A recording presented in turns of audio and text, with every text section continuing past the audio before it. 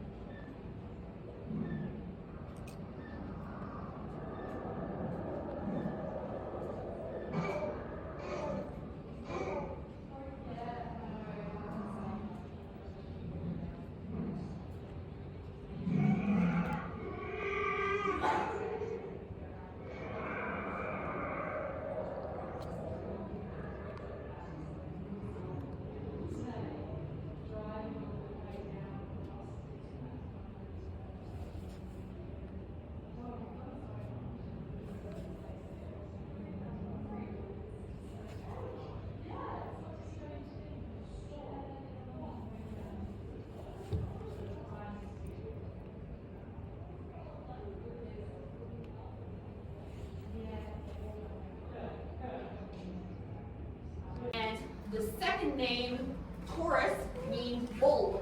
So its name literally translates to meat-eating bull.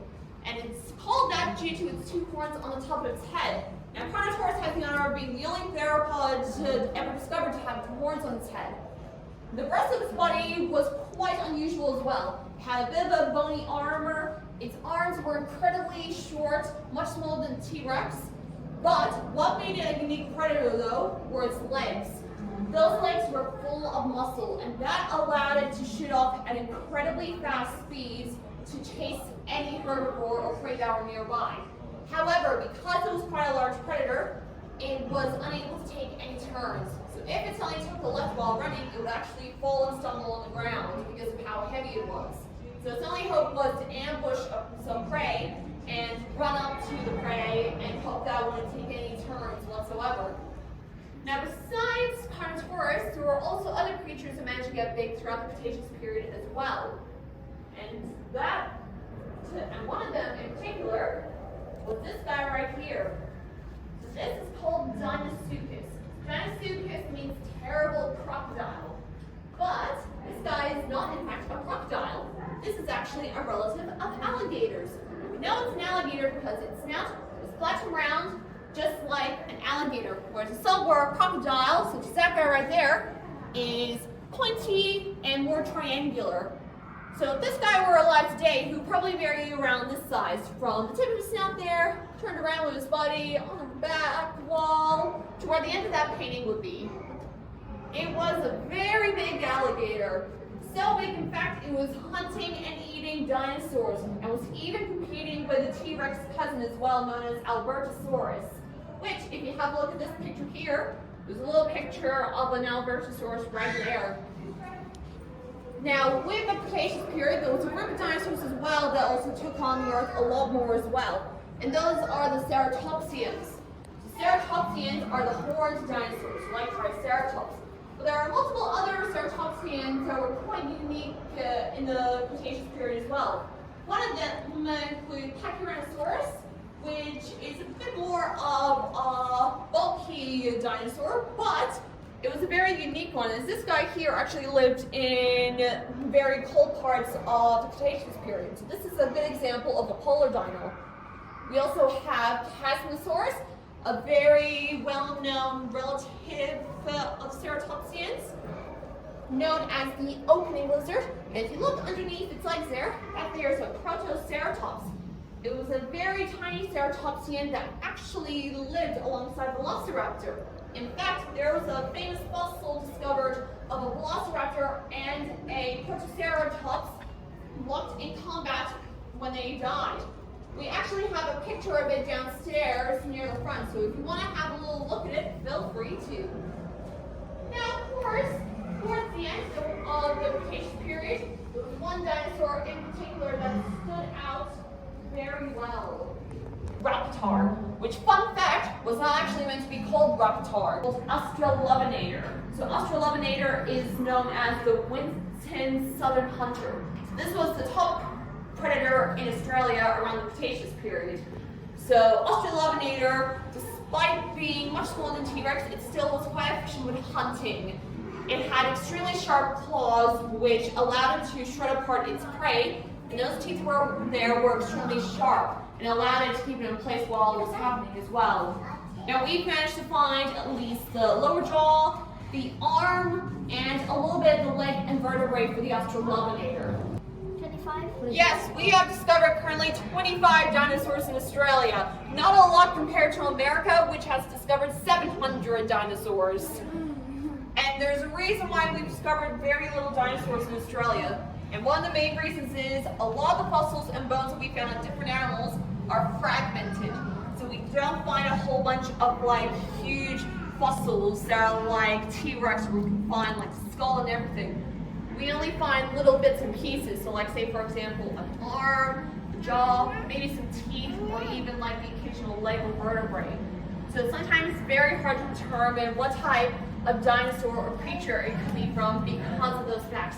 Yeah. How many of you guys are back? Have you seen the Meg movies? Yeah. Who thinks they are accurate? No. Good. I've had lots of people say yes. And there are multiple reasons why the Meg movies are definitely not accurate. That jaw there would be twice as big, so it would probably swallow all four of you guys up there. Now these guys, they actually did have a rival when it came to the oceans. There's there. That's what one version of a plesiosaur would look like. But with the Mosasaurus, it had a bit of a shorter neck, but it had something very unique with its fossil. If you look in the museum here, and that's this room over here. You guys can be a part of it too if you want. So this is the marine room. This is my favorite room in all of the museum, and that's because it has all the sea creatures. Now, with dinosaurs, while they did live around oceans, there are three things that make a dinosaur. The first thing is that they have to lay eggs. The second is that they have to have scales. And the third is that they have to have straight legs. And when you look at these creatures here, do any of them have straight legs? Yep, these are not dinosaurs. These are actually fish and sea reptiles. Now there are lots of things that we can probably talk about here, but is there anything in particular that you guys want to know about?